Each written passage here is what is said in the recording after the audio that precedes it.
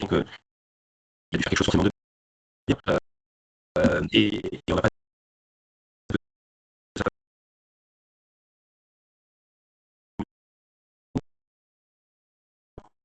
on va être dedans, il y a des EPCI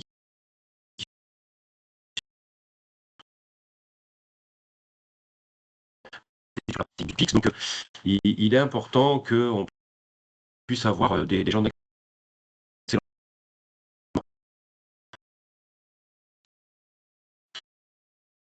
Et on a discuté en préambule tous les deux, on a proposé à Richard qui puisse aussi nous partager son expérience sur la partie purement opérationnelle, parce que c'est bien d'avoir un document euh, qui dit ce qu'il doit dire. J'entends des parties. Et ce qui est encore plus important, c'est que le jour J, tout ça soit opérant et que l'ensemble des structures concurrentes ou surtout menantes soient capables de réaliser leur mission. Donc j'irai pas plus loin parce que ce qui est important, c'est ce que va vous expliquer Richard. Donc n'hésitez pas, si vous avez des questions, vous levez la main. Et donc, Richard, je vous laisse la parole. Merci Eric. Tout d'abord, merci à vous pour cette invitation. C'est toujours gratifiant après plus d'1 an de travail de pouvoir venir présenter pour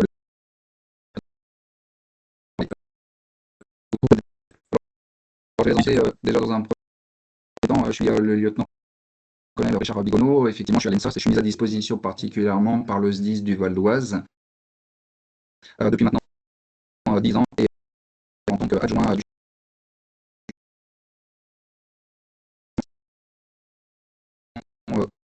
voilà, c'est une présentation très rapide. Ce qui est important, c'est de rentrer dans le vif du sujet, c'est celui du PIX, qui effectivement, vous l'avez souligné, je vous remercie encore une nouvelle fois, qui a fait l'objet d'une présentation au prix de l'ENSOSP qui m'a valu la main d'or. Et c'est ce qui fait que ça a suscité beaucoup d'intérêt, que j'ai été sollicité également par d'autres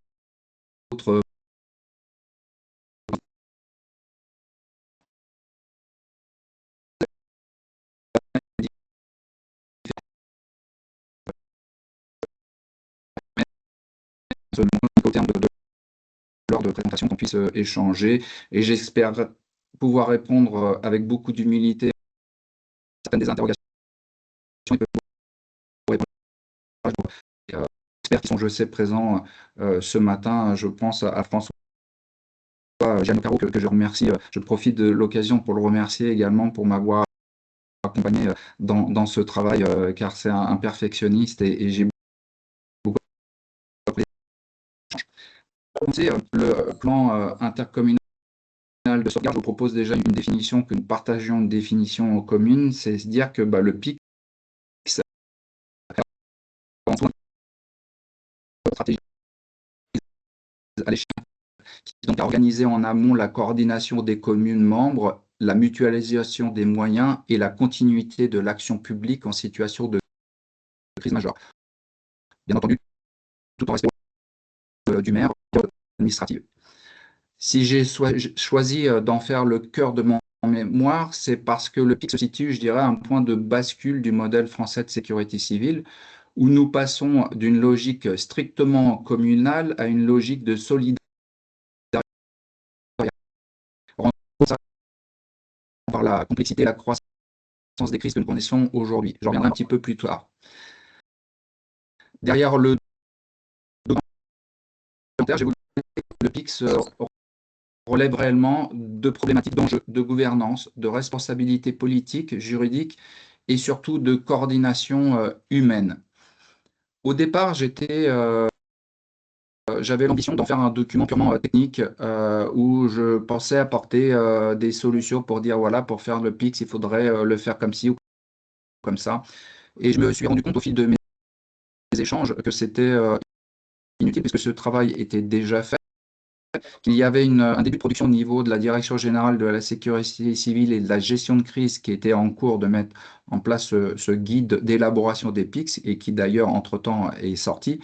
Donc je me suis dirigé sur un aspect beaucoup plus humain et pratico dans le sens où je me suis intéressé davantage aux freins, aux croyances et à faire des préconisations qui vont justement permettre de peut-être gommer certaines croyances et certains freins. Alors j'ai mis aussi en évidence dans ce mémoire que les catastrophes ont reconfiguré le rôle des communes et des intercommunalités. Effectivement, les crises récentes, alors la canicule, vous me direz, ça a plus de 20 ans, hein, canicule de 2003, mais que ce soit les tempêtes, les inondations, les feux de forêt de 2022 en Gironde ou encore la crise Covid de 2020, et encore récemment la neige en région parisienne, ben, ces événements climatiques ou technologiques ne s'arrêtent pas aux frontières des communes et elles sont de plus en plus dimensionnantes. Ces crises ont donc mis en évidence une réalité, c'est que les communes restent l'échelon de proximité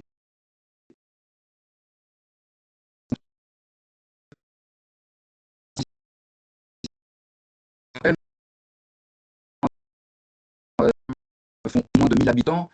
Et je me souviens avoir interviewé monsieur Jacques Verdenay, qui est un maire d'une petite commune de 350 habitants dans le Lot-et-Garonne, qui me disait, vous savez, le maire, il doit être sur le bateau, répondre au téléphone et gérer la crise. Je trouve que cette phrase est très parlante. Donc,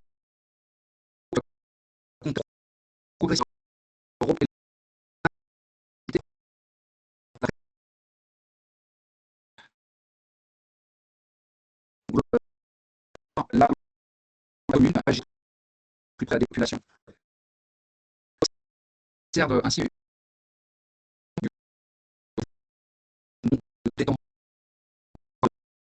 mais bien comme un arc de la cohérence territoriale.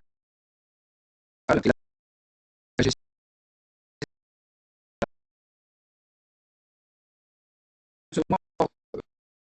bien entendu, la loi Matras, qui vient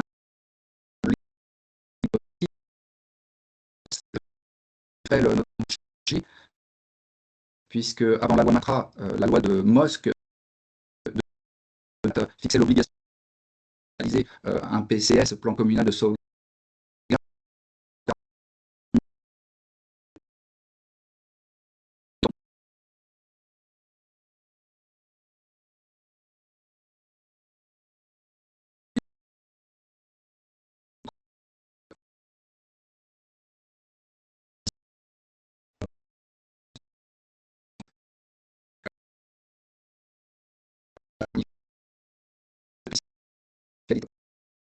Une soumise à l'obligation PCS doit désormais élaborer un PIX. Alors ça concerne à peu près 1125 PCI qui seront concernés par l'obligation de créer un PIX. Et pour rappel, cette obligation pour les réaliser en novembre 2020.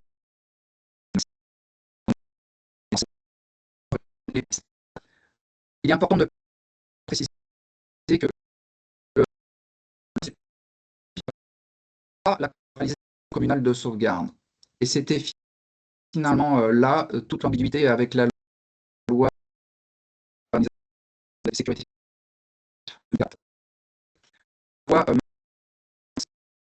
a stablement clarifié l'obligation de planification en imposant le PIX aux EPCI concernés.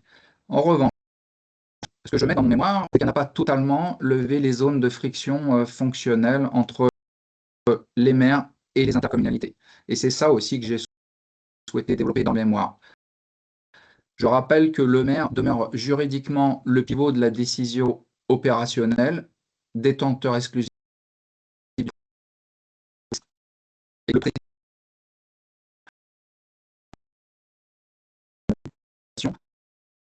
sans disposer d'un pouvoir décisionnel direct en cas de crise. Cette dissymétrie crée parfois des zones grises, non pas juridiques au sens strict, mais organisationnelles et culturelles,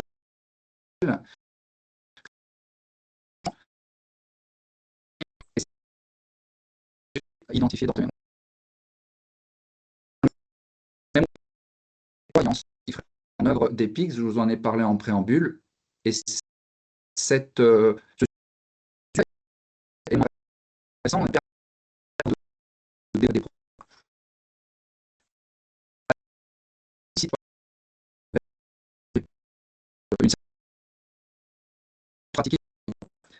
Mon travail met en évidence plusieurs freins récurrents que je vois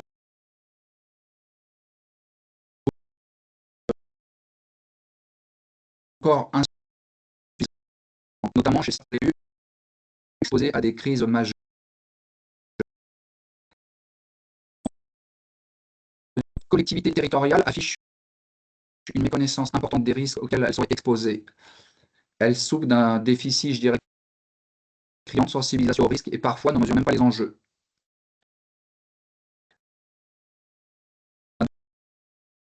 Local,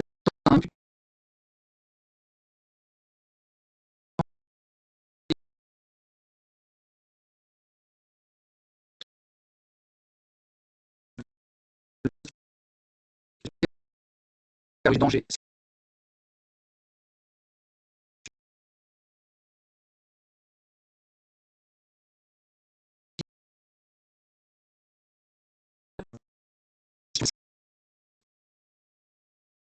Conduire à des freins dans la conception des plans de sauvegarde.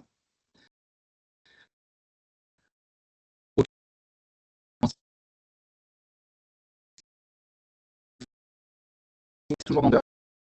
Et c'est un tourisme. Alors même si mon territoire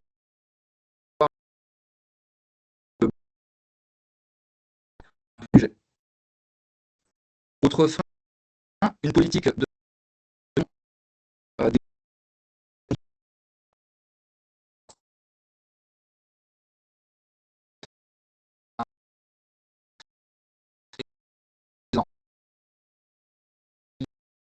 des paramètres. Les sentiments de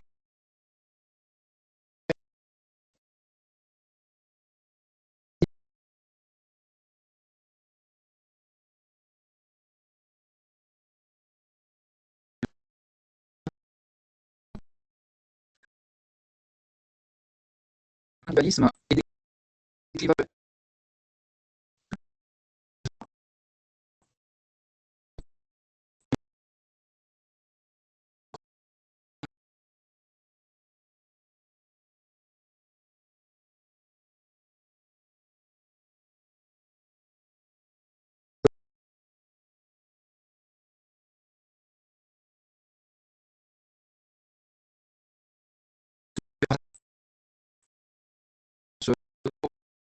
confessionnels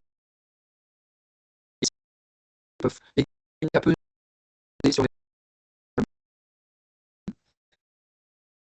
un entretien que j'avais eu avec maître Emmanuel Panzer qui me disait, vous savez, les clivages entre la rive gauche et la rive droite d'un fleuve bien connu, au profil socio-économique, religieux et politique, très compliqué, coopération intercommunale. Alors tout ceci a été nuancé lors d'un échange que j'avais avec monsieur qui nuance qui souligne que face à l'urgence d'une crise, les clivages la solidarité. Et madame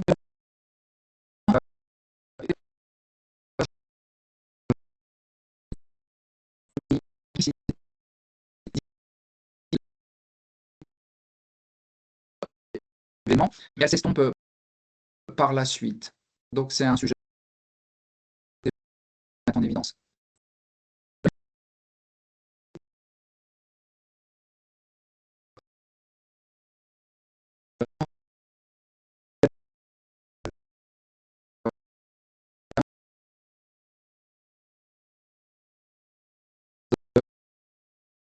D'opinion entre les responsables politiques au sein d'une même commune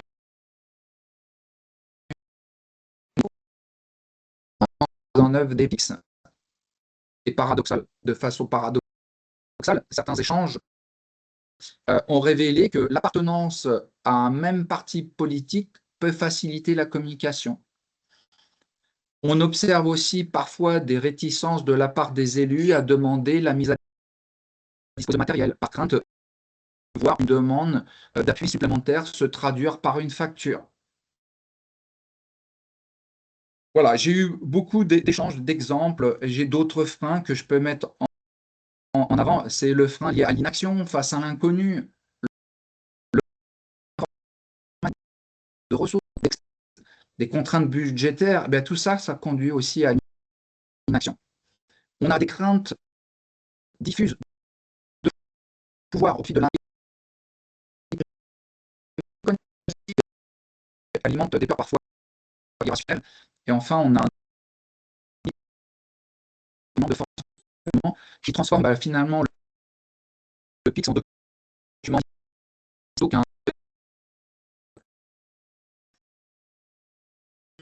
site à mettre aussi à disposition des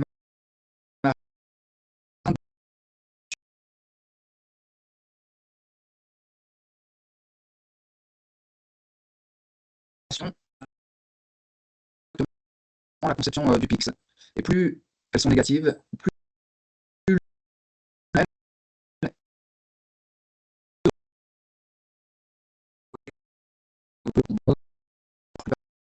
j'y reviendrai. Alors, j'aborde également la coopération réelle entre les acteurs en situation de crise. L'enseignement majeur que j'ai tiré, c'est que la crise ne révèle pas l'organisation, elle révèle les relations préexistantes. Je veux dire par là que lorsque les élus, techniciens, services de secours se connaissent, se sont entraînés ensemble et partagent une culture commune, ben, la coordination est beaucoup plus fluide. Ben, à l'inverse, sans cette confiance préalable, le PIX reste vraiment une lettre morte. Et donc la gestion efficace des risques et des crises, notamment au sein d'un PCS et des sur une coopération étroite et une co-construction entre les différents acteurs.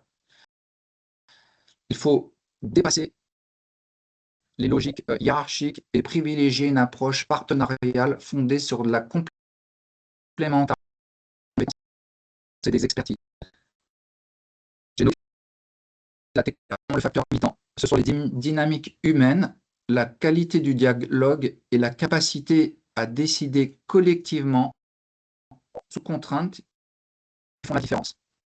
C'est ce que j'ai mis notamment en avant également dans ce mémoire. Alors j'ai eu des témoignages qui m'ont marqué plus que et je vous en propose quelques-uns. Un témoignage d'ailleurs qui résume la situation. Ce n'est pas le plan qui fait défaut, ce sont les liens qui ont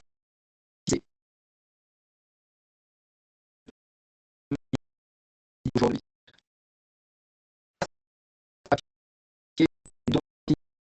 Dépend entièrement de leur appropriation humaine et politique. Alors, aussi, secteur un peu plus côté montagneux, avec des types d'étendue, augmentation des territoires. Dans la région, c'était la région de Briançon. Je me souviens, lors des échanges,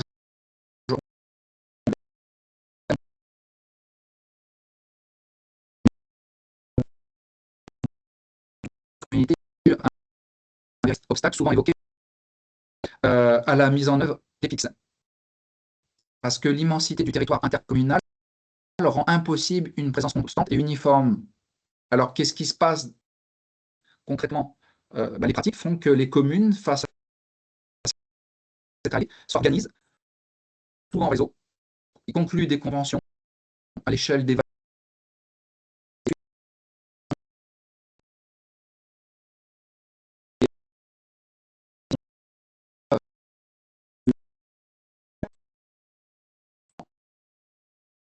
une presque sont réparties pour pouvoir avoir un efficace d'interco. Vous avez une interco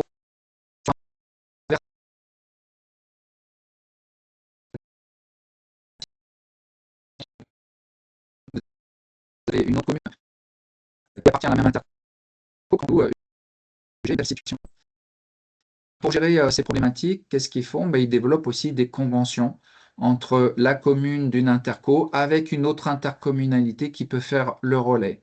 Ça, c'est aussi des solutions, des préconisations que j'ai mis en avant, notamment dans le mémoire.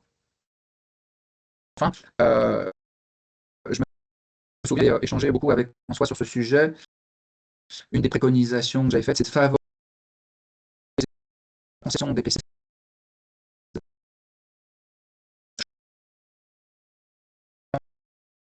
risque à type interco, capable de faire tout type de cri. On doit éviter de faire un PIX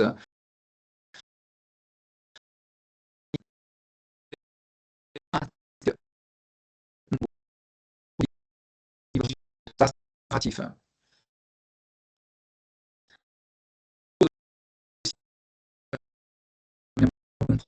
Très intéressant.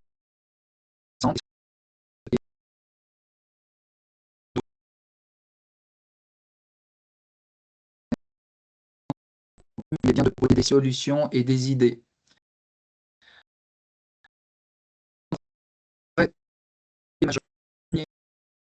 De former et entraîner conjointement élus et cadres territoriaux à l'échelle intercommunale. Vous verrez, j'ai des chiffres dans le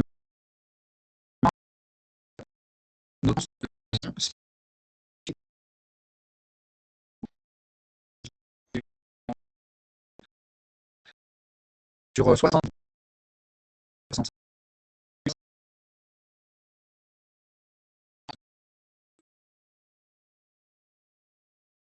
depuis la création du PIX. J'ai 80% qui sont zéro. Donc il est impératif de se mettre en ordre de marche et travailler ensemble, se préparer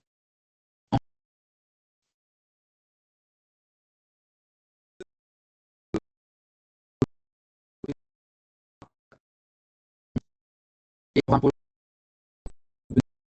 du sens et pour donner du sens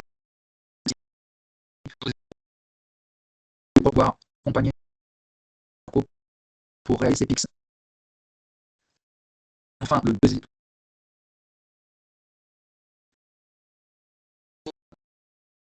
même après les crises ou des crises mineures, parce que c'est une démarche qui contribue à renforcer la confiance des acteurs.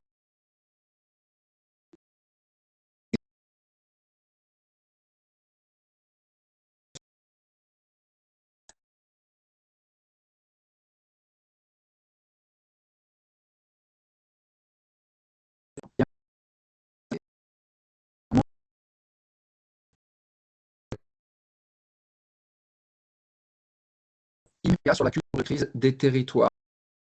Ces trois leviers. Et puis, je dirais deux recommandations qui me paraissent non négociables. C'est le PIX comme un processus continu et non comme un document figé. Parce qu'il faut le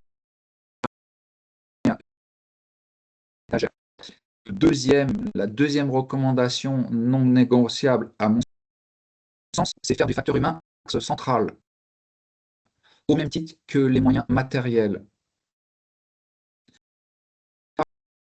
Le bout élémentaire n'est pas un levier de résilience.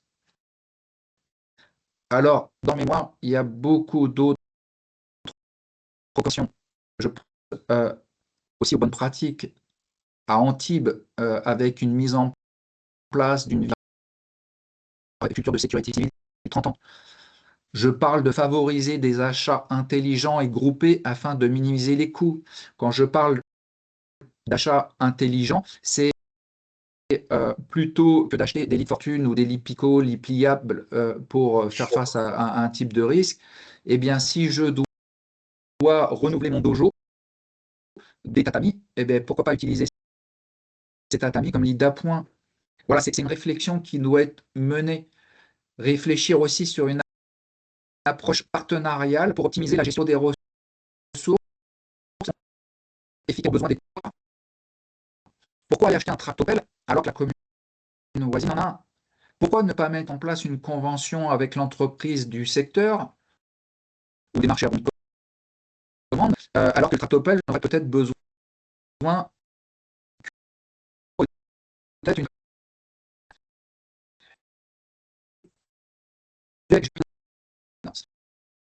j'ai suite à un échange avec l'Interco de Vichy et d'Esterel Côte d'Azur, j'ai évoqué le choix d'acquisition d'outils dynamiques opérationnels, Numéris et Crimson. Eric m'a demandé de faire du lien opérationnel. Si je devais prendre du temps sur un sujet, ça serait bien sur celui-ci parce qu'on est vraiment là sur un caractère. Pourquoi? J'ai pas de part rien sur l'outil Crimson, mais c'est l'outil que l'on a pris à l'école pour la formation. Pourquoi? Parce qu'il équipe soit 10, voire 80% des 10 aujourd'hui, mais aussi les états-majors de zone, et puis des intercos s'y sont aussi intéressés. C'est un outil, un logiciel dynamique qui permet notamment d'avoir une vision partagée d'une situation à l'instant T. Ça relève d'une cartographie qui vous permet d'interviewer. Ils avaient entré plus de 10 000 données qui étaient très intéressantes. C'est où sont stockées peut-être leurs barrières, où sont stockées leurs bouteilles d'eau, où sont stockées les couvertures, les lits de fortune, etc. Vous pouvez tout incrémenter, ce qui fait qu'en situation de crise, j'ai à l'instant T une situation de mémoire disponible, à quel endroit. Ils ont fait un investissement dans ce sens-là pour équiper aussi l'Interco et des communes, ce qui est extrêmement intéressant. Fondation qui sont bien instantés. La commune peut mettre route Intel coupée. Vous avez une information qui est partagée instantanément. Si vous avez au COD un représentant de l'Interco,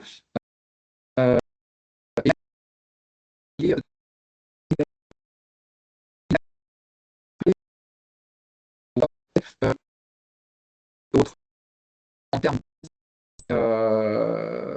je n'ai pas trouvé mieux. Pourquoi? Parce qu'on a une représentation immédiate de la situation. Donc je le développe activement, je le développe dans le mémoire. Et s'il y a bien qui que je préconise aujourd'hui, parce que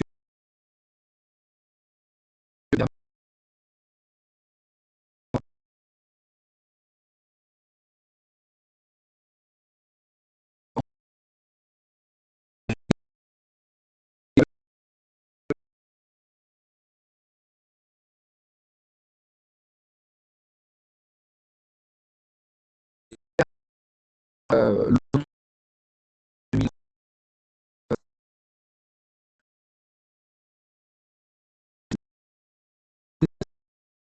évoluer, je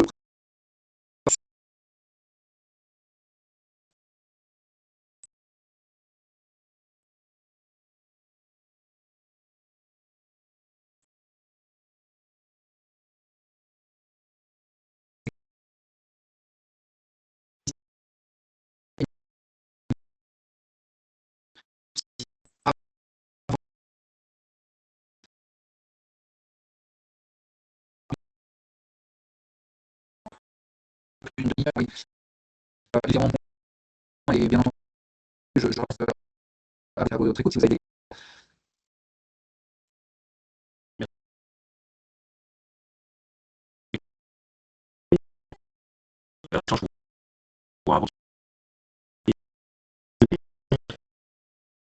Incontournable, indispensable, et sans ça, ça ne marchera jamais. Sans faire sur l'amour, n'est-ce pas? Vous pouvez se connaître, cette croisée à une réunion, avoir bu un café ensemble. C'est d'avoir passé quelques heures à suer ensemble autour d'un exercice. Donc l'entraînement, nous on prône évidemment, ça permet d'éprouver ce qu'on a pu en temps froid. La guerre, c'est pas la paix. Donc forcément, quand on est confronté à des événements majorants, comme ça peut frapper les territoires, il faut impérativement éprouver les procédures. Et forcément, en ayant éprouvé les procédures, ben, parfois on sera capable de prendre le recul nécessaire le jour de la crise, et puis appeler en direct le partenaire qui va bien pour pouvoir avoir des informations essentielles sur où avoir un tractopelle, où avoir des lipico, comment faire en sorte d'aller plus vite sur certaines dynamiques. Donc c'est fondamental. Nous, on le voit depuis 25 ans que je suis aussi prêt et qu'on participe aux exercices préfectoraux. Quand les gens au COD ont travaillé ensemble pendant des heures et des heures et fait quelques exercices, ben, le jour de la crise, ça va beaucoup mieux. Enfin, Ouais, du moins, ça va moins mal. c'est tout à fait ça. Je vois deux choses. La première, c'est que nous, ce qu'on dit toujours dans les formations gestion de crise, c'est que le premier mort au combat, c'est le plan. Vous pouvez établir le plan, la chose qui tombe, c'est le plan, sinon c'est pas une crise. Si on est dans la maîtrise, c'est pas une crise parce que la crise, c'est quoi? C'est la conjonction de trois éléments. C'est le temps, la cinétique très rapide, c'est la méconnaissance d'un sujet et c'est le croisement aussi avec une situation de services qui n'ont pas l'habitude de travailler ensemble. On est dans un système dit adocratique. Et donc le but, c'est de gommer finalement cette méconnaissance interservice et pour ce faire, bah, ça nécessite des échanges croisés, d'aller à la rencontre de nos partenaires autour d'une table, mais aussi autour d'exercices et ça, c'est impératif. Nous avons des experts qui le font très bien, ça soit à la fois des experts dans le domaine privé. Je pense à François avec l'IRMA, je pense au CRMA avec Xavier Niel, je pense aussi à l'ENSOS qui fait des formations en gestion de crise. Il faut aller et se rapprocher de tous ces experts et il faut impérativement se préparer parce que c'est pas une fois qu'elle arrive qu'il faut se poser les questions. Et j'irai même plus loin. Aujourd'hui, c'est pas est-ce que je vais être soumis à une crise? La vraie question, c'est quand je vais être soumis à la crise. Et donc aujourd'hui, on le voit, il va y avoir les élections municipales très prochainement. Nous allons avoir des élus qui ne sont pas des experts et loin de là pour beaucoup. Euh, la première des préoccupations, c'est pas de quelle couleur je vais repeindre la mairie. C'est est-ce que le parc du village, il va falloir l'offrir? À mon sens, la vraie question qui doit se poser, c'est comment je dois me préparer à faire face à une crise.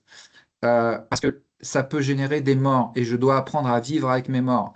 Et pour éviter ça, eh bien, vaut mieux se préparer en amont et de suite dans ses responsabilités importantes, c'est de prendre des fiches et là où je souhaite aller me préparer. Je pense que c'est important de le préciser. Absolument, Richard. Tu as insisté aussi sur deux sujets. Donc, l'exercice, évidemment, la formation. Ben, François est parmi nous et je lui donnerai la parole, évidemment, dans quelques minutes, de nos amis de l'IRMA. Il est évident que la formation, elle est largement insuffisante des élus. Certains sont assez aguerris au sujet, mais on voit quand même qu'il y a beaucoup de trous dans la raquette et c'est absolument nécessaire de progresser sur ces sujets-là et que ce soit à l'IRMA ou le CIPRE ou d'autres. Évidemment, on essaie de faire au maximum pour avancer sur cette thématique-là. Tout à l'heure, tu as parlé du tractopelle. Alors moi, le tractopelle, je l'aime bien. Le tractopelle, je l'aime bien parce que je sais pas le conduire. Mais on développe plutôt aussi près et avec les SDIS du sud de la France. Et j'en parle d'autant plus parce que on a nos amis de la DND 06 et je vois que la colonelle nous a rejoint. Bonjour colonel, et merci d'être avec nous sur une notion fondamentale qui est quand même le bénéfice à obtenir. Dire qu'on ne demande pas un moyen pour avoir un moyen, mais est-ce que le moyen A que j'ai demandé pourrait pas être substitué finalement par le moyen B? Et donc on essaie de travailler pas mal en ce sens aujourd'hui. D'ailleurs, c'est comme ça, Richard, que les SDIS et l'état-major de zone de défense d'ailleurs travaillent. J'ai besoin d'évacuer des gens, ben, charge à l'état-major de trouver des moyens pour pouvoir évacuer les gens. J'ai besoin de creuser un trou, charge à l'état-major de zone éventuellement de trouver un trou. À mon sens, les PIX et les intercommunalités doivent aller dans ce sens-là. On ne peut pas demander à une collectivité comme la métropole d'Aix-Marseille, et bonjour à Thomas que je viens de voir dans la liste des personnes présentes, de dire ben, j'ai besoin de 4-5 lits. Ça, ils les ont. Ils sont capables de faire. Par contre, sur des moyens un peu spécialisés, eh ben, ça peut être compliqué. Et du coup, au travers de cette notion de bénéfice à obtenir, qui est quand même une approche militaire, et c'est pour ça que je remercie d'autant plus la colonel, c'est qu'il y a à mon sens, intérêt aujourd'hui d'élargir le nombre d'acteurs. On parle souvent quand on travaille sur le PIX, d'avoir les FSI à proximité, parce qu'ils sont importants, ils peuvent apporter des informations et des éléments importants, les SDIS évidemment, mais également l'état-major des armées, enfin, représenté par les DMD. Colonel, je vous laisse dire 2, 3 mots quand même, parce que vous avez une démarche assez proactive et innovante justement dans les Alpes-Maritimes par rapport à ça. Bonjour, vous m'entendez? Oui, parfaitement. Bonjour à tous, bonjour Monsieur Pourtin, bonjour mon colonel. Merci Bonjour. pour cette présentation et c'est très intéressant parce que Monsieur Pourtin qui nous écoute, qui connaît nos démarches à tous les deux, peut voir qu'elle est très en phase. Nous, alors, pour ceux qui ne savent pas, une délégation militaire départementale, c'est le conseiller militaire du préfet. Et donc, en cas de crise, c'est par la DMD que sont engagés les moyens militaires. Dans les Alpes-Maritimes, c'est particulier parce que c'est un département très chrysogène où il n'y a pas de moyens militaires. Ils sont dans les départements d'à côté. Donc, en cas de crise, c'est moi qui dois récupérer des moyens dans le Var, dans d'autres départements, expliquer à l'état-major de zone ce qui se passe et avoir des idées suffisamment claires et suffisamment solides en termes de besoins également pour Paris. Donc, bon, ça c'est une chose. Par ailleurs, la DMD est aussi responsable du lien armée-nation et notamment avec les élus. Et on est très peu de personnel, ce qui fait que j'ai un peu factorisé ce que je faisais, j'ai mutualisé nos différents dossiers. Donc, il m'a semblé que dans les Alpes-Maritimes, un thème qui est très porteur et très fédérateur, c'est la crise. Je suis d'accord avec ce que le colonel a dit, qu'il y a énormément de blocages. Un maire qui a peur de sa propre crise, souvent, va pas forcément s'y attaquer. Surtout que quand ils sont un peu âgés et puis tout seuls, c'est quand même très compliqué pour eux. Moi, c'est ce que j'ai vu dans l'arrière-pays. Hein. Ils sont pleins de bonne volonté, mais il y a beaucoup de choses qui leur tombent dessus. Donc, ce que j'ai proposé à la préfecture, c'est tout d'abord, alors moi, j'ai fait la démarche que vous avez expliquée, c'est-à-dire d'aller voir les gens.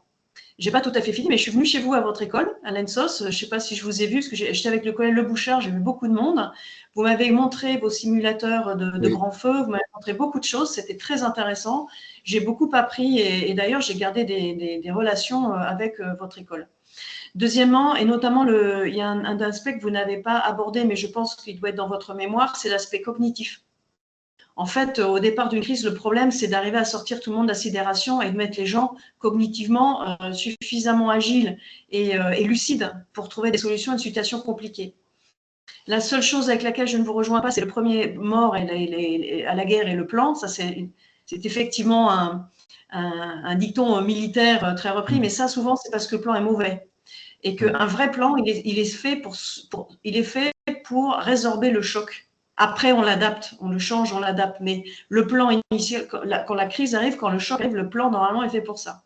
Donc, si c'est le premier mort, bah, c'est un problème. Hein, c'est qu'il avait quand même été mal calculé. Et ça, vous l'avez dit à un moment, il ne faut pas, à mon avis, s'attacher à un type de crise, mais à la crise, le choc. Ça, je suis tout à fait d'accord avec vous.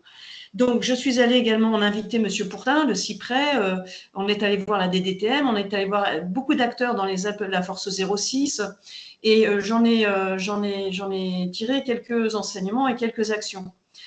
D'abord, on a mis des points de contact en place. Notamment, on en a mis un chez vous au CODIS.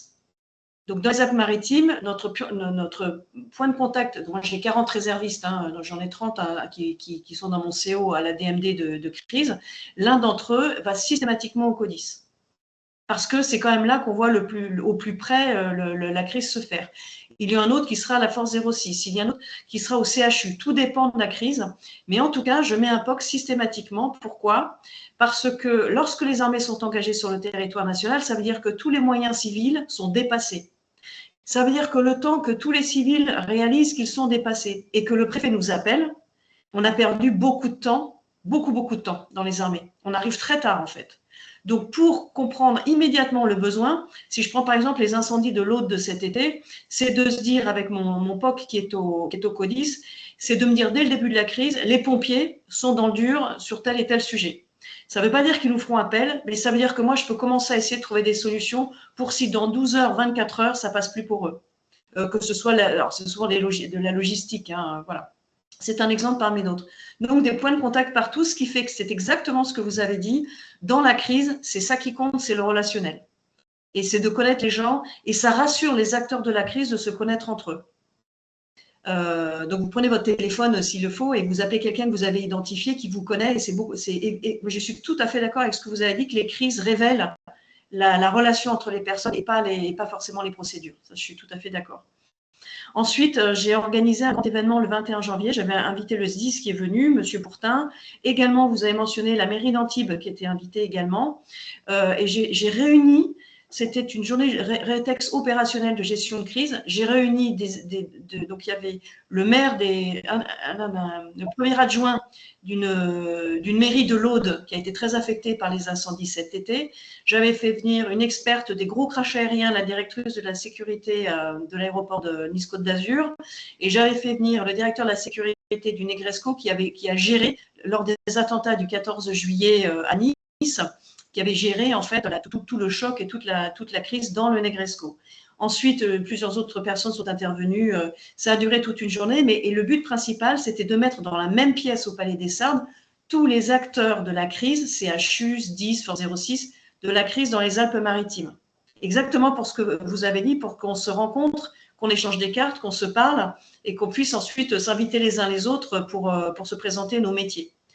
J'ai fait également mon CO. Alors, comme je vous disais, je mutualise un peu mes dossiers. Je dois, moi, rencontrer les maires. J'en ai 166. Et on est 2 à la DMD.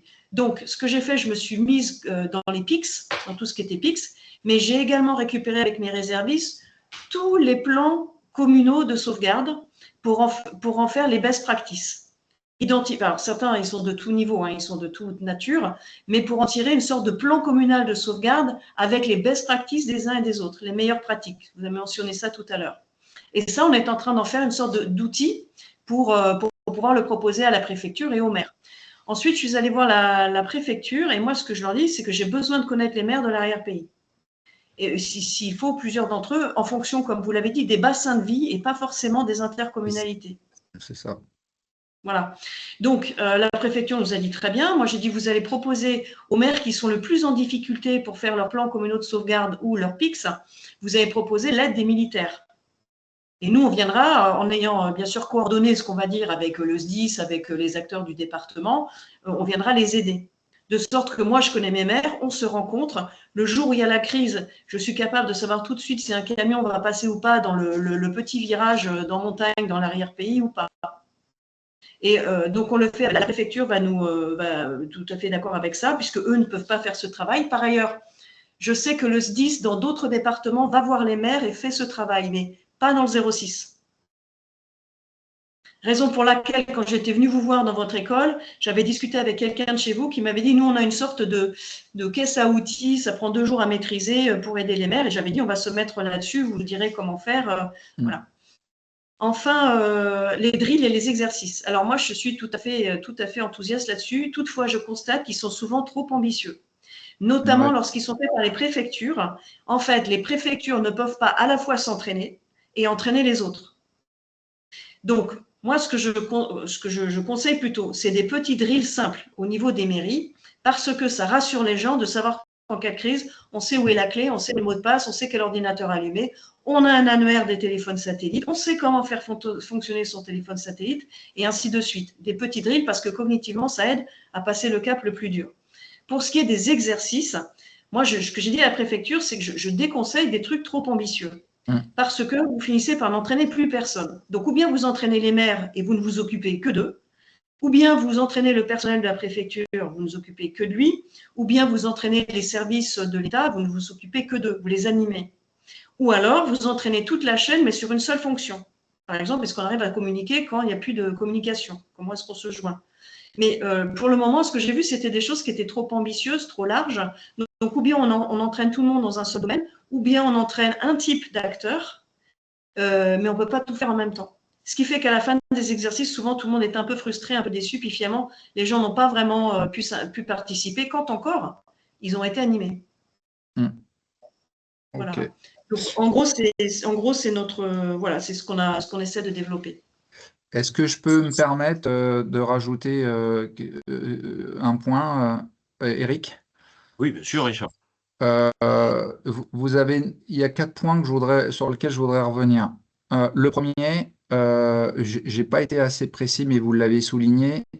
c'est que les intercos, beaucoup s'organisent en bassin de vie et non en lien avec les frontières administratives de l'interco.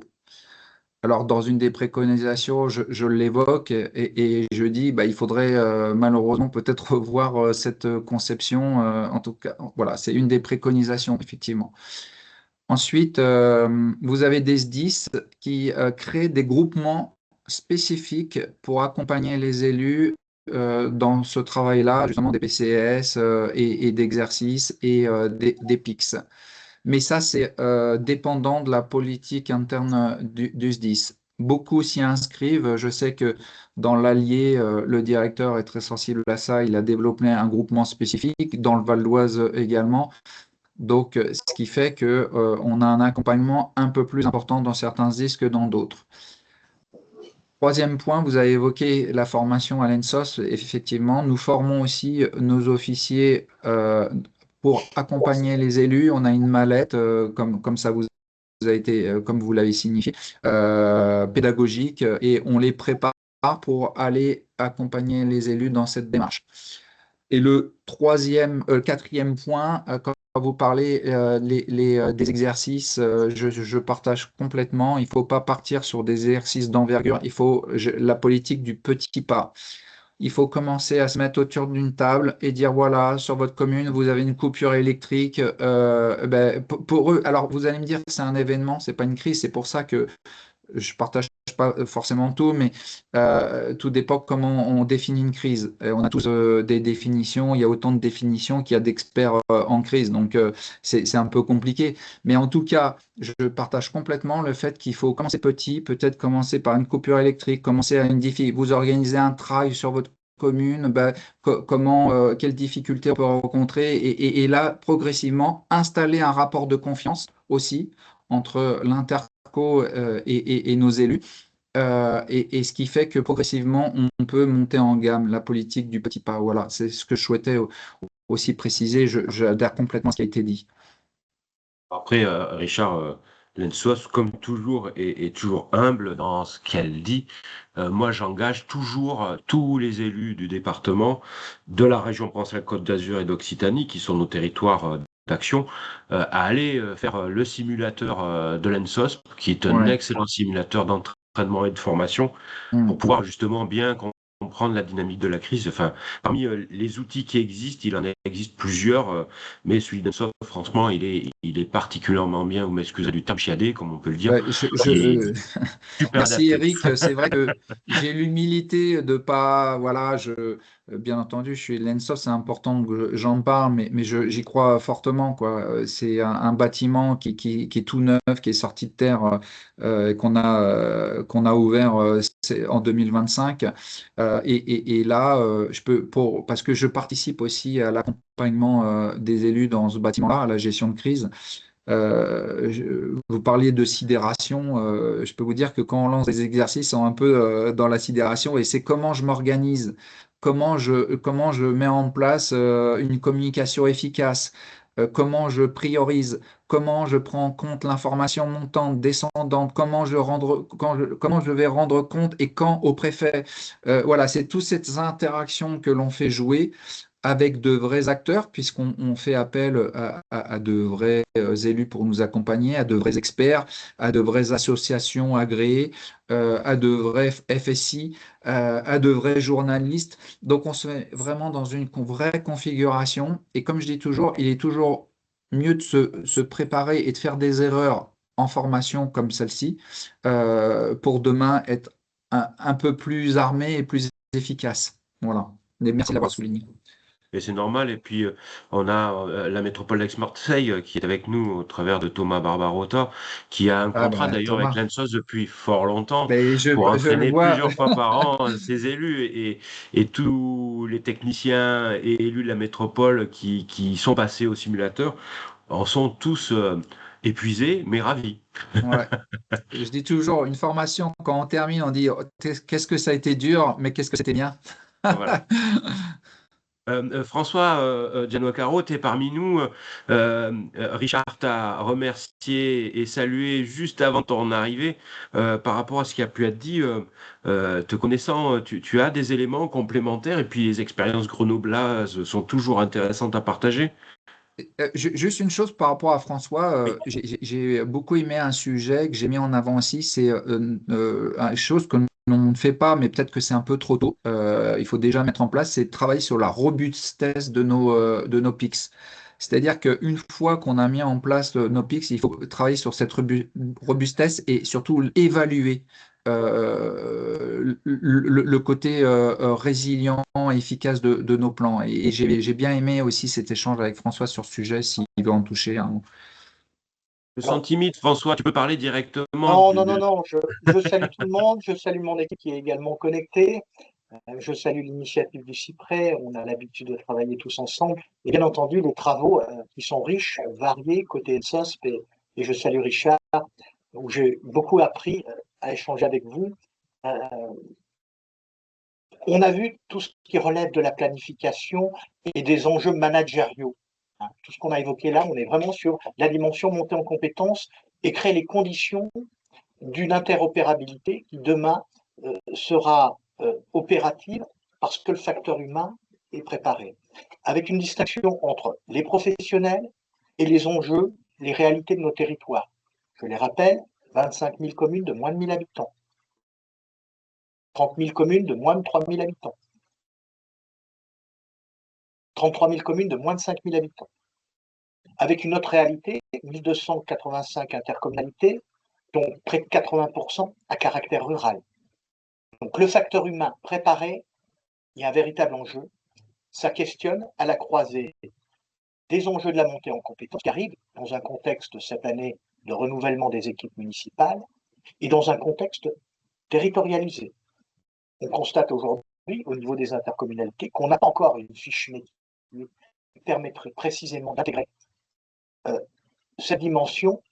Encore faut-il que, au-delà du besoin, la volonté politique ou la détermination des directions générales des services au sein des intercos intègre cette dimension.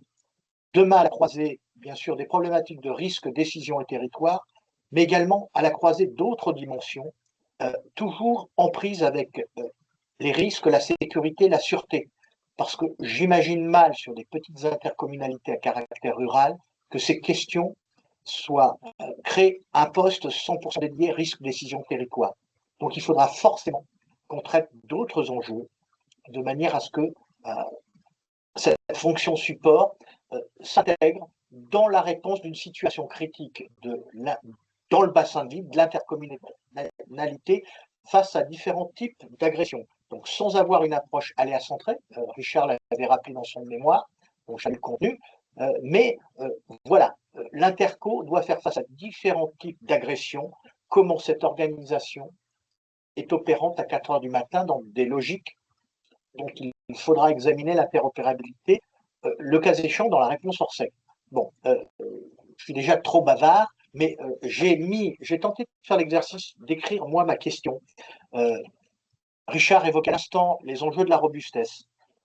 Vous l'avez là écrite, c'est approximatif, c'est l'enjeu de l'interopérabilité.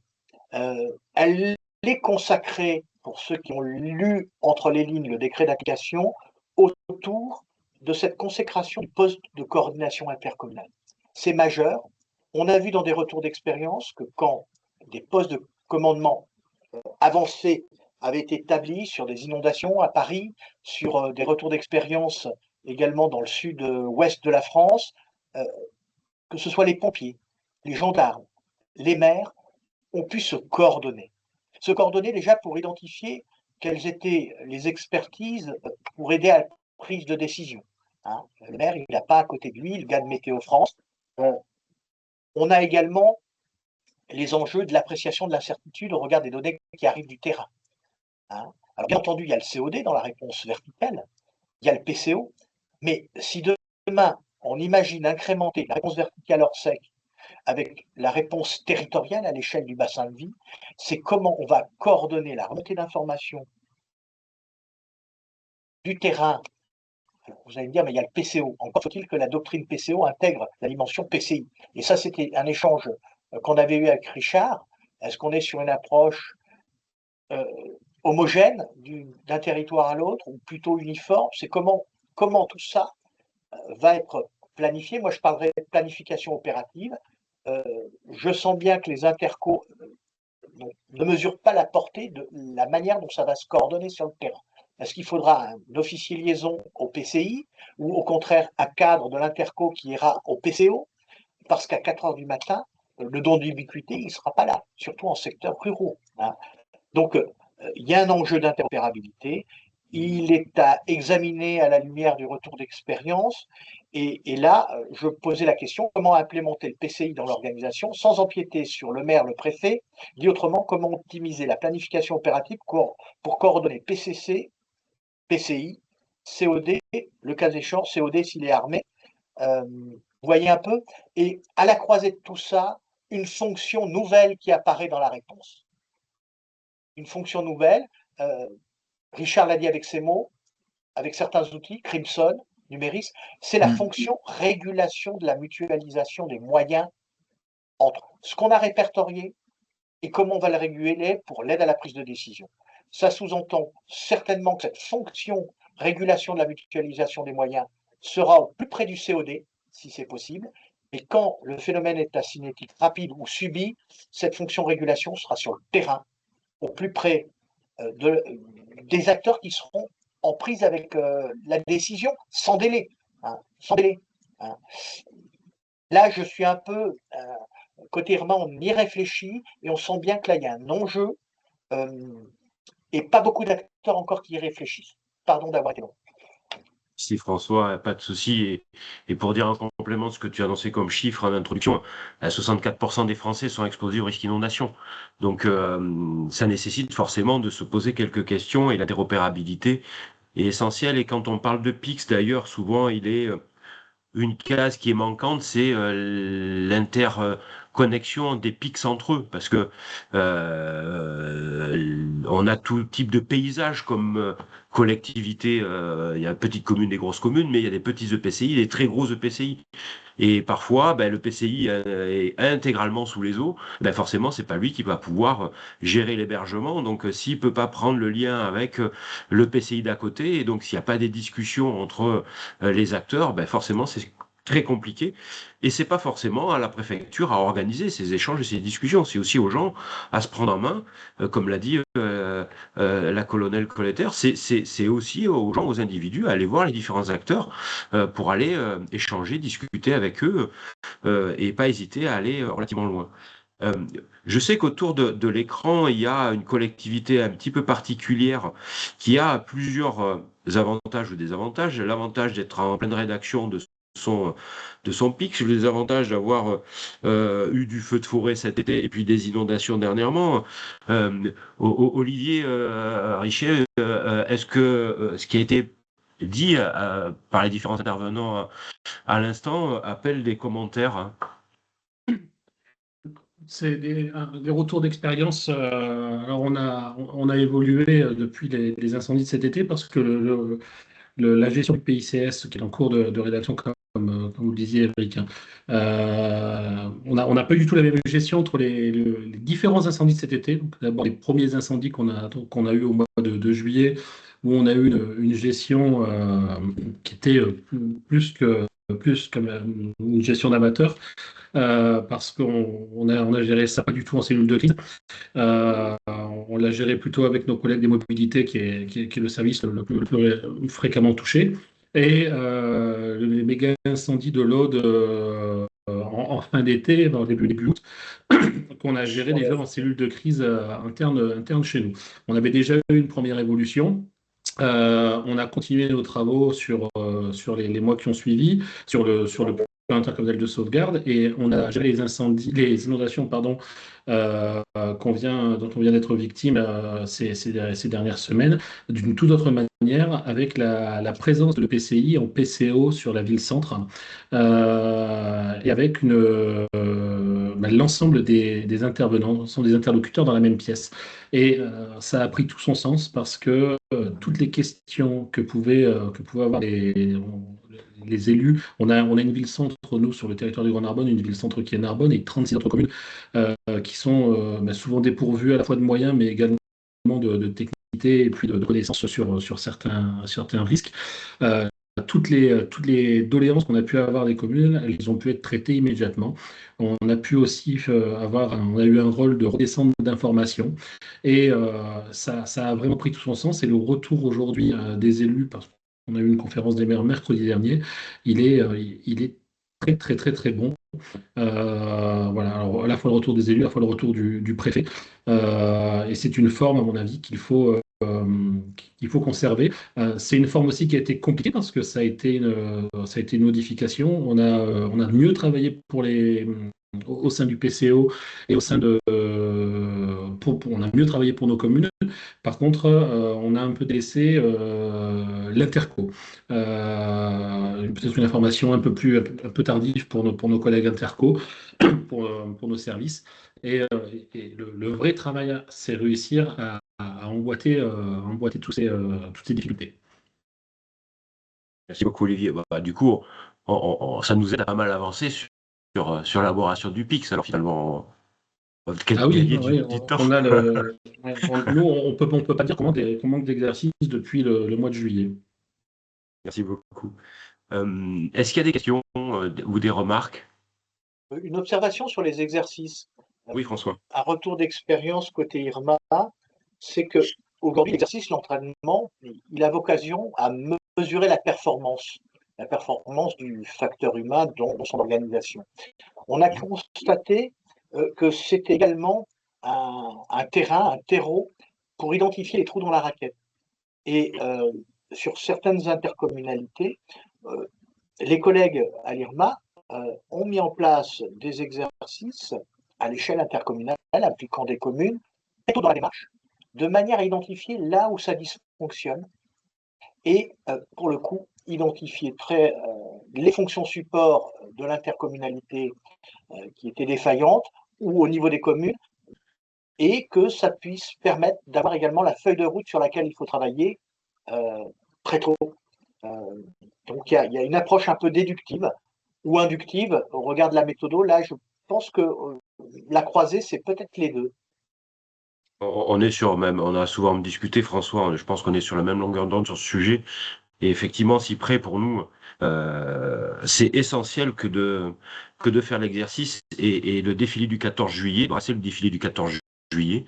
Donc le meilleur des exercices, c'est le petit exercice, le petit drill, où on a clairement écrit les objectifs à observer, à évaluer, et même souvent, parfois, moi je me rappellerai toujours les premiers exercices qui ont lieu dans le département des Bouches-du-Rhône à l'aube du premier gros exercice PPI, qui était en 2002 avec le directeur de cabinet à l'époque, Alain Marc, et qui voulait savoir en combien de temps finalement ces services seraient opérationnels en centre opérationnel départemental.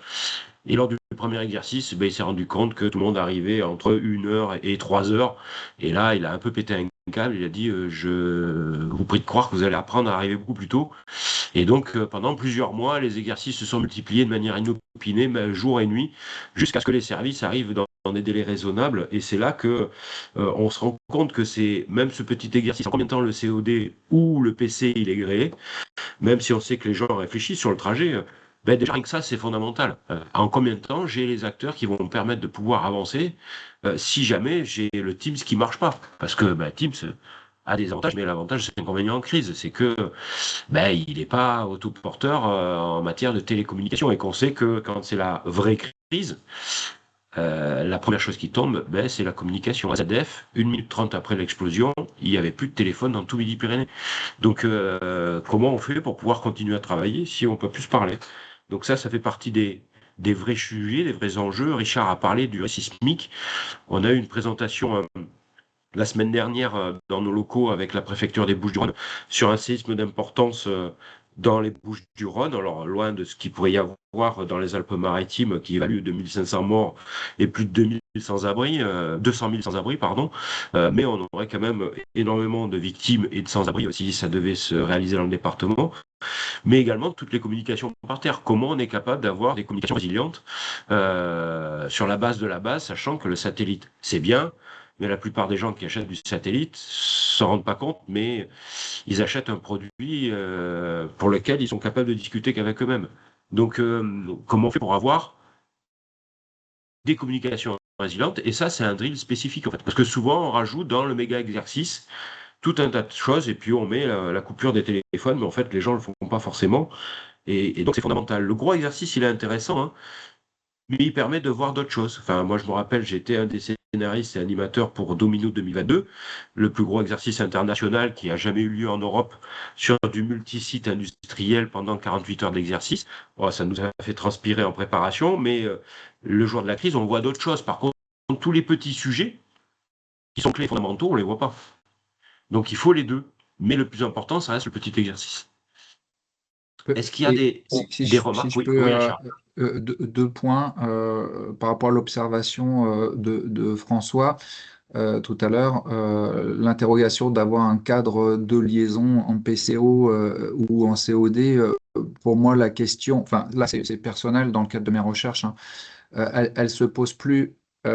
On est plus efficace dès lors que un cadre est en PCO et que le préfet ou se retourne et dit bon, j'ai besoin de moyens et qu'il a une réponse dans l'immédiateté et qui se fait notamment au travers l'outil que j'ai évoqué, hein, Crimson.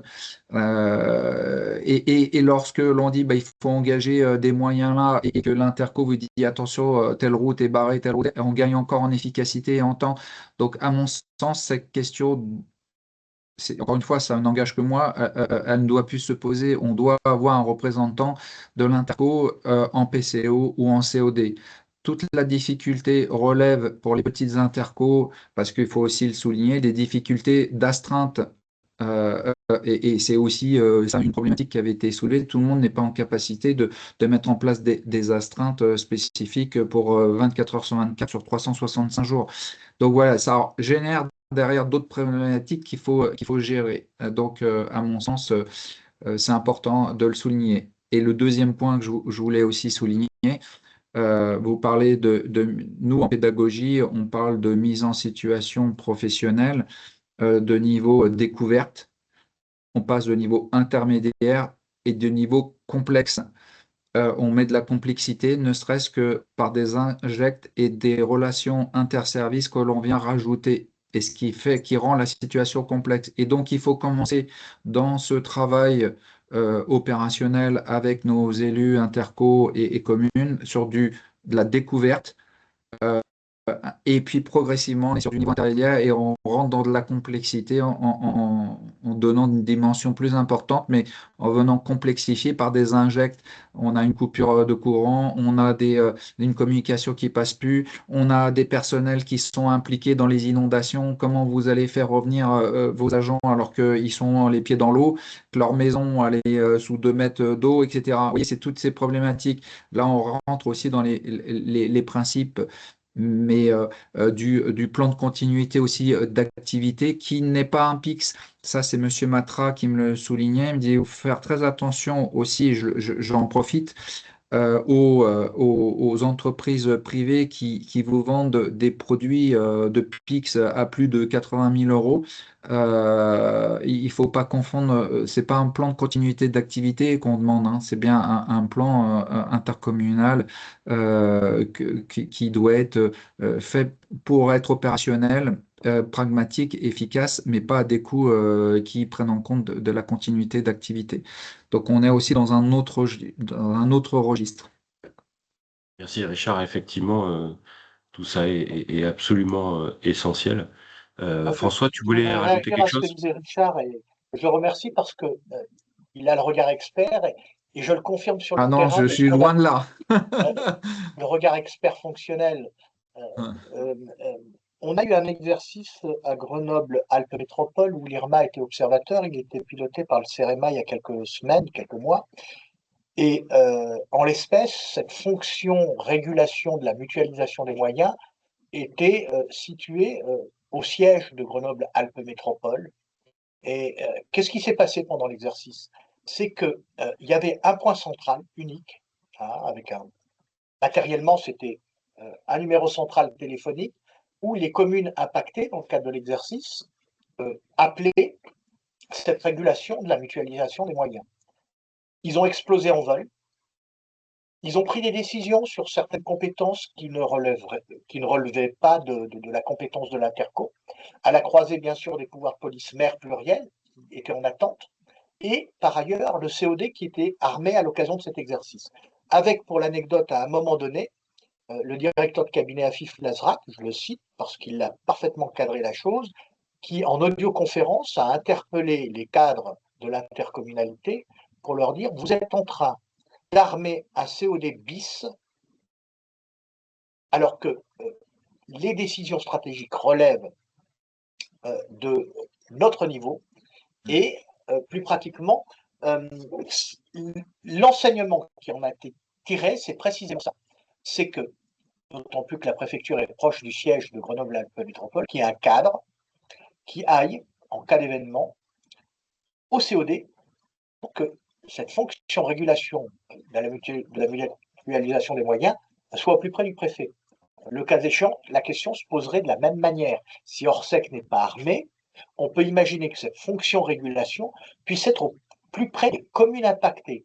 Et là, en l'espèce, si maintenant je prends mon curseur et je le place par rapport à l'exercice qu'on a eu côté commune, bien entendu, le point d'entrée numéro unique au niveau de l'Interco, ça a explosé en vol. Pendant l'exercice, ils ont mis plusieurs numéros de téléphone, au moins 2, de régulation de la mutualisation des moyens. Mais qu'est-ce qui s'est passé? C'est que ce niveau, il a été court-circuité et les communes qui se connaissent entre elles se sont mis à échanger au niveau horizontal entre elles parce que c'était bien plus rapide que d'attendre une hypothétique ressource qui arriverait de l'Interco. Ça a décrédibilisé l'exercice dans son approche, et ce schéma-là a décrédibilisé la fonction support mutualisation, qui mériterait, à la lumière de cet exercice, d'être incrémenté à 2 niveaux, et entre la réponse Orsec et qu'est-ce que ça voudrait dire demain, la doctrine de veille du COD.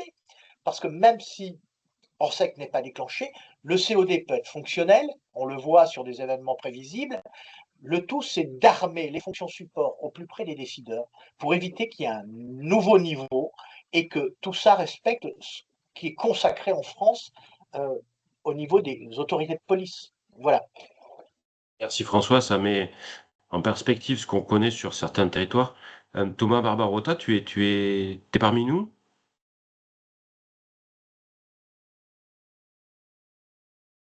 Oui, Oui, Thomas, salut. je suis là. Merci Eric, merci Ça mon doit te, collègue pour ces échanges. ça doit te donner un peu la perspective de comment fonctionne finalement la métropole d'Aix-Marseille par rapport à l'expérience grenobloise. Oui, tout à fait. Après, sachant que bien entendu, les différentes intercommunalités, de par les compétences respectives, ont une organisation qui est changeante. Et c'est vrai que le plan intercommunal de sauvegarde, alors on parle beaucoup de l'organisation du plan intercommunal de sauvegarde aussi en relation avec les communes du territoire. Et c'est vrai, et vos propos sont justes quand vous faites le lien, le parallèle avec le plan continuité d'activité, qui, oui, certes, n'est pas, sont 2 documents complètement différents, mais pour autant, ils doivent quand même être liés. Et la loi Matras en parle, bien entendu. Nous, sur la métropole, on a fait le choix de ne pas intégrer la continuité d'activité dans notre document PICS, mais bien de faire 2 documents différents qui ont un lien. Et c'est vrai que alors nous on l'appelle pas le poste de coordination intercommunale, mais la salle métropolitaine de gestion de crise a ce double rôle là aussi, et d'assurer le suivi des actions communales si celles-ci mettent en place, déclenchent leur plan communal de sauvegarde. Et d'une autre partie, notre salle métropolitaine de gestion de crise organise aussi toute la réponse métropolitaine en interne pour les services propres, mais aussi les actions au profit des communes sur la mise à disposition de moyens si celles-ci en font la demande. Et pour répondre un peu aussi sur la partie lien avec le COD, alors ça c'est toujours pareil, si les ressources humaines le permettent, mais c'est vrai que c'est important et nous on a fait ce travail-là de mettre en COD un représentant de la métropole pour justement faire ce lien entre le COD, la salle de crise métropolitaine et du coup le rôle de la métropole en centre opérationnel départemental, c'est aussi de se faire le lien entre les communes, l'autorité préfectorale et la métropole. Donc effectivement, c'est un vaste sujet qui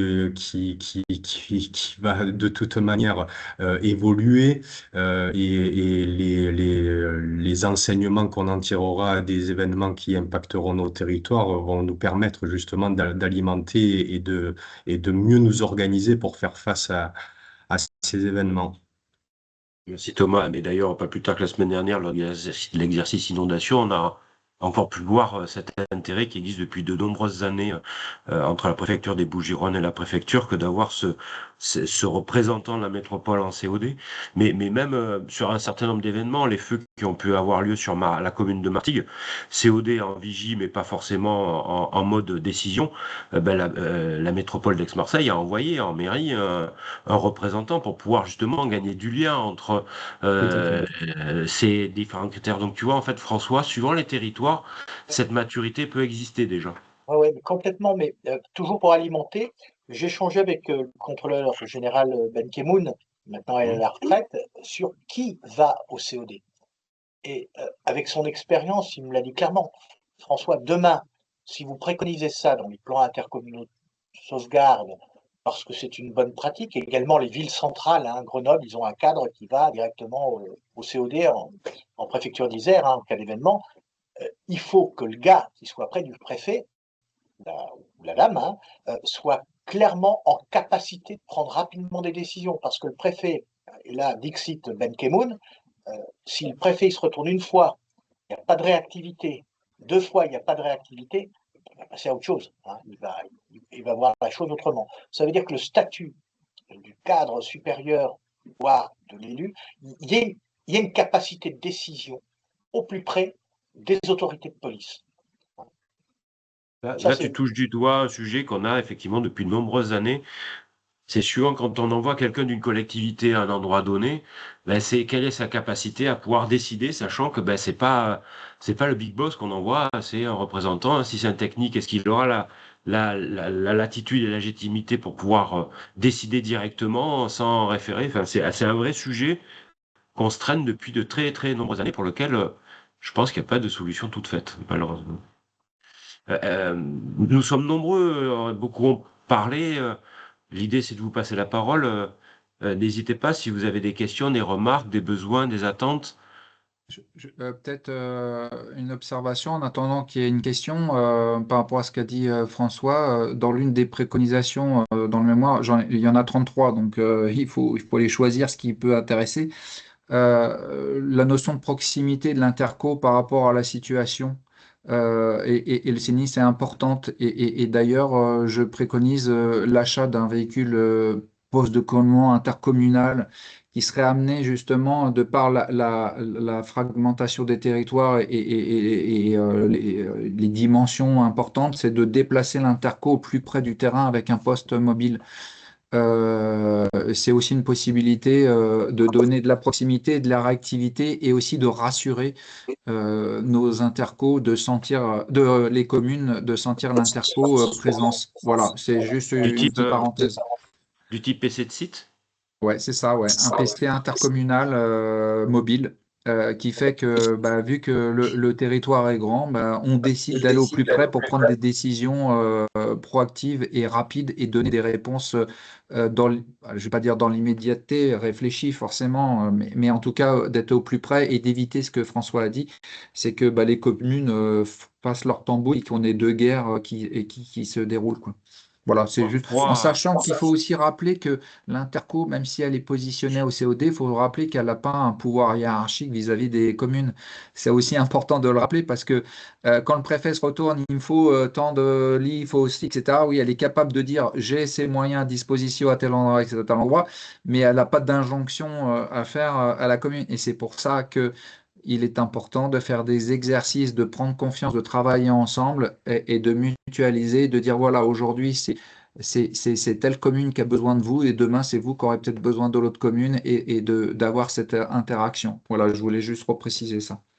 Vous avez complètement raison, Richard. Non, tu peux me tutoyer. Mais en fait, on dit deux guerres, mais souvent, ben, on en a trois, quatre, cinq en fait, hein. Il Mm. suffit qu'il y ait un PCO et tout de suite, ça amène de l'ambiance dans la fête qui est en cours. Euh, c'est pour ça d'ailleurs qu'il y a une préfecture, qui est la préfecture du Var, qui a développé un PC mobile, et depuis très longtemps, et ce qui permet de rapprocher finalement le COD du terrain. Et c'est véritablement l'objectif, c'est que ce PC mobile devient, suivant les situations, pas un PCO, mais devient le COD mobile en fait. Ouais. Et d'approcher la décision au plus près du terrain. Mm. Donc souvent ils se mettent à côté du PC de site des pompiers, ce qui gagne en efficacité, parce que le PC de site des pompiers, il n'est pas à 100 km du théâtre d'opération, il est vraiment au plus proche. Donc je partage complètement cette idée que d'avoir un PC de site intercommunal, mais c'est aussi une bonne chose qui pourrait être mise en place par les préfectures aussi dans les différents départements. Il faut juste s'assurer d'une bonne coordination et d'éviter de multiplier non plus les PC. Bah, c'est intéressant, hein.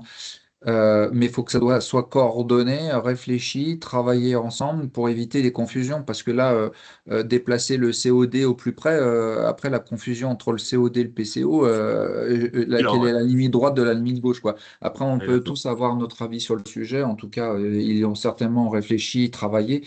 Mais en tout cas, moi, personnellement, je m'interrogerais. C'est vers quel PC je dois me diriger. Complètement. Oui, colonel Colletter, vous vouliez intervenir? Oui, si je peux me permettre, moi, alors avec mon passé militaire, hein, ce que je constate, c'est que dans la crise, le problème, c'est les communications, c'est se parler. C'est le plus gros problème de tout début de crise. Donc, quels sont les numéros de téléphone, comment les joindre, qui joindre et que se passe-t-il? Ce qui fait que nous, on travaille, et la moitié des exercices et des drills, pour moi, devraient tourner autour de ça. Comment se parler? Est-ce que les radios des chasseurs, enfin, au moins la moitié devrait être autour de ça. L'autre moitié étant le cognitif. Je vais revenir là-dessus. Mais tout ce qui est communication, nous, on a beaucoup d'interactions dans le département. On essaie à la DMD d'avoir une cartographie du maillage, d'abord des bulles Wi-Fi portables, des bulles Wi-Fi déployables, des bulles Wi-Fi qui peuvent être prédisposées, enfin positionnées dans le département en temps de paix. On travaille beaucoup sur tout ce qui est moyens de communication dégradés et le maillage, et ceci avec les différents interlocuteurs départements. Il y a pas mal d'idées là-dessus. Mais nous, c'est vraiment le cœur, pour nous, c'est le cœur du réacteur.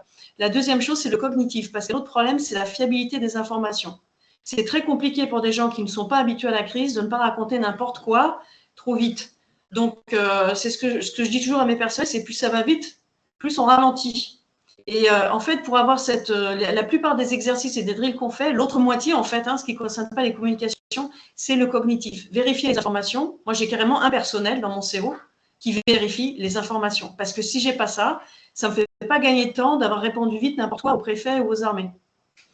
Et donc, en fait, sans compter que par ailleurs, ça a été évoqué par l'un de vous, dans une crise, il y a souvent la crise dans la crise possible après la crise que personne n'a vu venir et quand tout le monde est épuisé, mais en fait, il y en a une derrière. Et puis la crise parallèle qu'on n'a pas forcément vue ou qui va se greffer dessus. Donc, il faut une capacité, et ça, les pompiers, moi, je l'ai vu récemment dans un exercice très intéressant de tuerie de masse, c'est la capacité à anticiper, à s'extraire de la conduite, on va dire, et de penser au coup d'après. Donc l'anticipation, je sais que le SDIS le fait par exemple, hein, ils ont un camion et une fonction dédiée à ça, et c'est pour ça que c'est très important. Donc tous mes drills et les exercices, la première chose, c'est les communications, sachant que donc on essaie de tout faire tomber et de regarder les maillages et les moyens dégradés. Et ça, il faut le faire sur le papier et ensuite il faut le faire en réalité.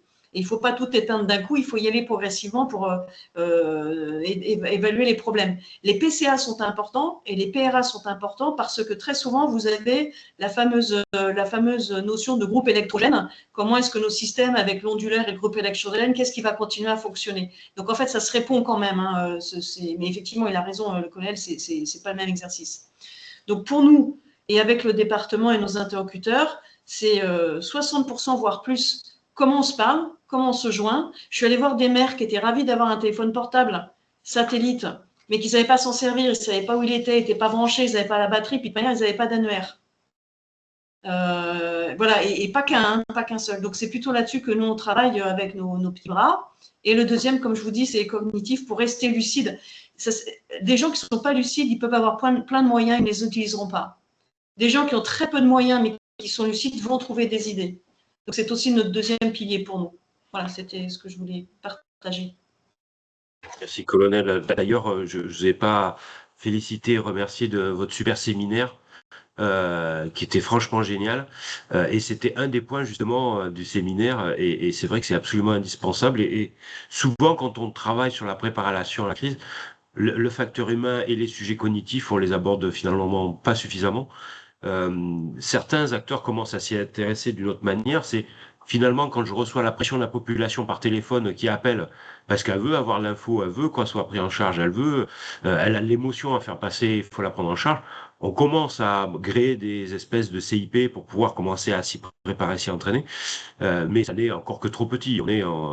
On est très très très loin de ce que ça pourrait être sur des événements majeurs. Oui, colonel. Oui, alors, et ça, j'en ai parlé récemment avec le département. Il n'y a pas seulement la population qui panique, il y a vos services aussi. Et notamment, vous allez voir tous vos personnels qui vont se ruer à la préfecture ou chez vous en disant on veut aider, parce que dans les cas de crise, ce qui soulage le stress, c'est l'action. Donc, ils vont vouloir aider, mais vous allez avoir des gens qui sont plutôt, dont vous n'avez qu'une hâte, c'est qu'ils rentrent chez eux, en fait. Par exemple, donc c'est pour ça que j'ai suggéré à la préfecture qui met en place un très gros groupe de réservistes issus des membres de la préfecture non, c'était le département, pardon, le conseil départemental. Il faut un groupe de réservistes et je leur dis la première chose que vous faites, c'est il faut que sur leur téléphone, vous ayez une fonction de dire restez chez vous, ne venez pas. Parce que sinon, vous avez tout ça à gérer en plus du problème. Donc, il y a des choses comme ça qui sont, le cognitif pour moi est sous-évalué. Je partage complètement cet avis-là. C'est vrai qu'on l'a pas abordé pour le moment, mais ça fait partie des sujets. Hein. C'est comment on gère le post-événementiel dans le cadre du PIX, puisque le PIX a aussi un rôle là-dedans. Donc c'est absolument important que de l'écrire. Comment on fera le post-crise avant même que la crise ait lieu. Quel est le rôle du PIX et de l'action qui est la gestion des volontaires, des gens qui souhaiteront aider, mais on ne saura pas quoi leur faire faire. La gestion des dons aussi.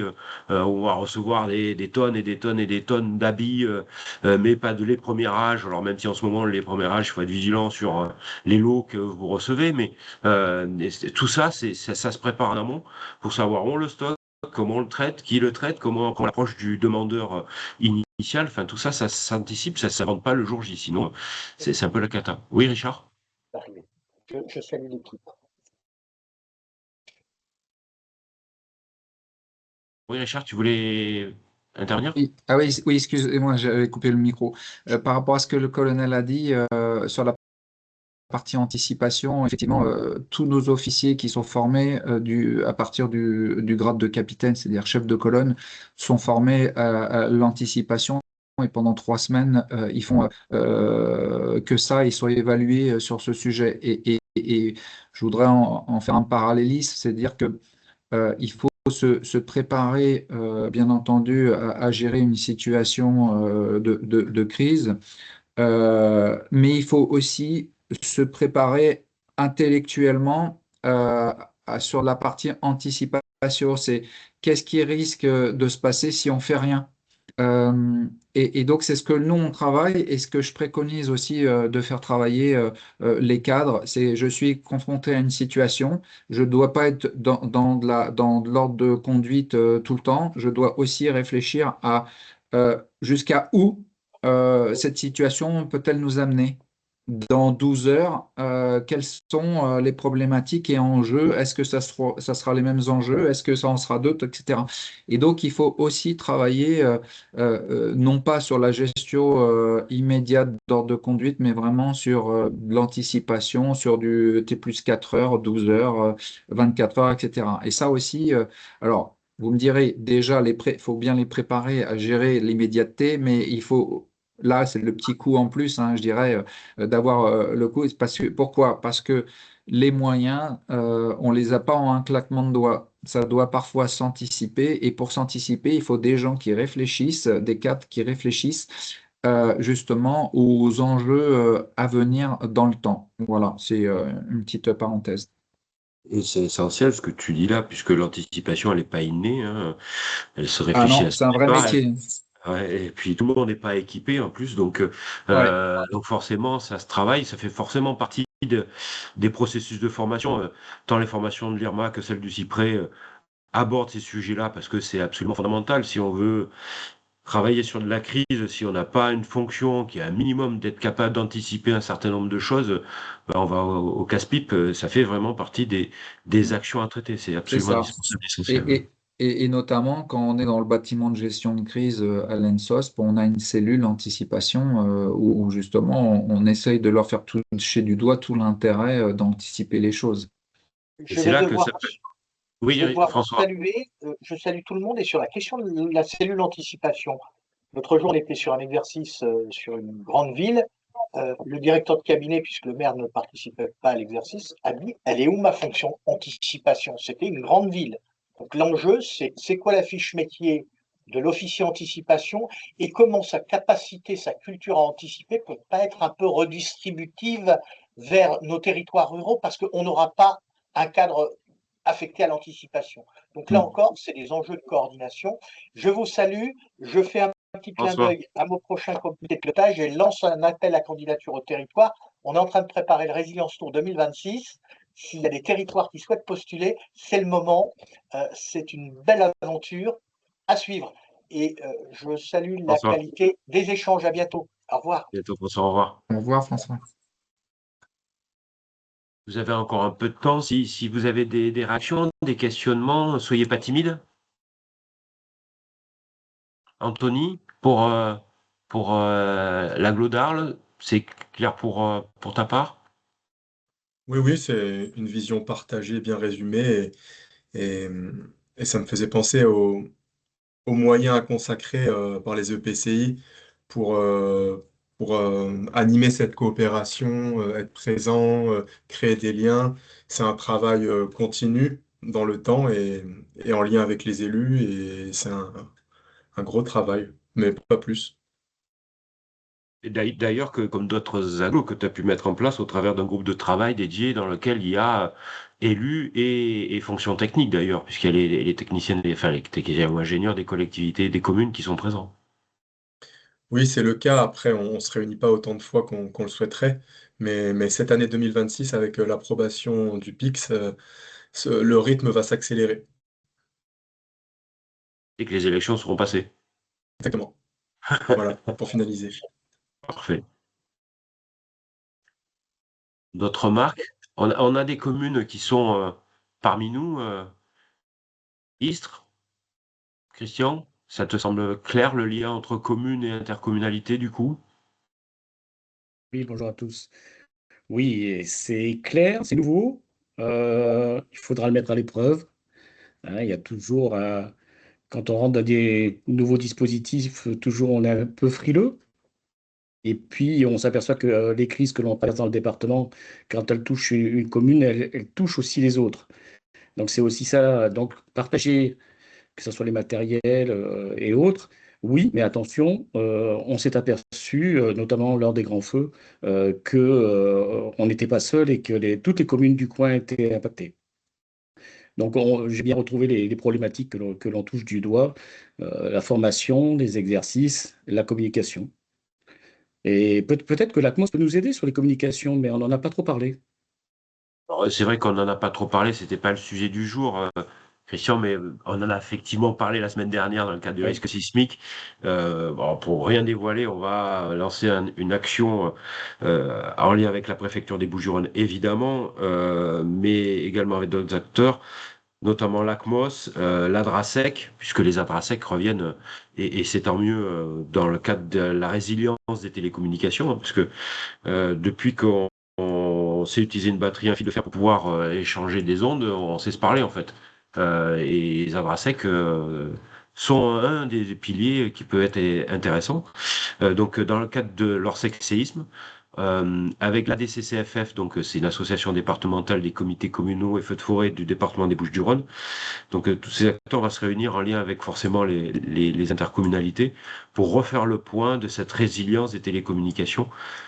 Quand tout est tombé, qu'il n'y a vraiment plus rien, ben, qu'est-ce qui reste? Et du coup, sur la base de ce qui reste, qu'est-ce qu'on peut échanger comme information? Comment? Et sur les trous dans la raquette, comment on peut les combler? Avec à l'esprit ce qu'a dit la colonelle tout à l'heure, c'est que on ne sera pas forcément capable aujourd'hui, tout de suite maintenant, de répondre automatiquement à cette notion-là, mais comment on est capable tous ensemble d'arriver à compenser ces trous-là. Mais ACMOS, derrière ACMOS, c'est la problématique de RRF. Et bon, toi, Christian, tu fais partie des bien lotis, puisque tu fais partie des territoires expérimentaux. Donc tu as déjà les appareils, mais beaucoup, beaucoup de territoires, on sont très loin encore d'avoir RFF sur leur territoire. D'autres questions? D'autres... Je pense que du coup, tout le monde a pu s'exprimer. Ben, je vous propose de vous libérer. Avant de vous libérer, juste quelques éléments d'information. On a prochainement d'autres rencontres thématiques qui vont avoir lieu. Une le 10 mars avec Paul Marquis sur tout ce qui touche aux problématiques des outils météorologiques et liées au changement climatique. On en a une autre sur un autre sujet qui n'a rien à voir avec la crise, mais qui en est une quand même, puisque c'est relativement émergent, c'est sur les PFAS. Donc, qui aura lieu le 2 avril. On en a une qui forcément va intéresser la colonelle, puisque c'est sur la psychologie du risque et de la réponse comportementale associée, avec l'analyse de la gestion de la crise par une éminente spécialiste dans le domaine. Donc je pense que ça vous pourra faire écho à tout ce que vous avez pu nous dire en séminaire. Et puis après, on aura aux alentours du 7 mai une intervention de nos amis de l'Arbre sur les solutions fondées sur la nature, qui sont aussi des moyens de pouvoir anticiper et reconstruire et résilier les territoires. Voilà ce que je voulais vouloir vous dire. En tout cas, merci beaucoup à toutes et tous. Et je vous dis à très bientôt pour de prochaines aventures. C'est quand, Eric, la psychologie du risque? Ça sera le 9 avril. Merci beaucoup. Alors nous, effectivement, vous avez deviné mes petits sujets. Moi, ce que je pense que je vais proposer, c'est de refaire une journée comme le 21, comme celle que j'ai faite le 21, mais sur la communication. Et de mettre en relation tous les gens dans le département qui ont inventé des valises, des bulles, il y a beaucoup, beaucoup d'initiatives. C'est assez en silo. Je ne suis pas sûre que tout le monde se parle, parce qu'on a l'air de découvrir à chaque fois qu'il y a des gens qui font autre chose. Donc peut-être qu'on organisera ça sur une journée comme la dernière fois, vraiment sur la communication et la résilience et les modes dégradés. Avec grand plaisir. En tout cas, c'est quelque chose qu'on va faire sur les Bouches-du-Rhône, mais au plus, je pense, on partage ces expériences-là, au mieux c'est. Oui, Merci, oui, colonel. tenez-nous bien au courant de vos événements, on est très intéressés. Merci beaucoup. Merci beaucoup. Ben, je vous souhaite du coup bonne fin de matinée, puisque la matinée se termine dans une petite demi-heure. Et puis je vous dis à très bientôt. Merci en tout cas, Richard, pour Merci, cette Eric. intervention et ce partage. Et à très Merci bientôt. beaucoup. À très Au vite. revoir. Au revoir.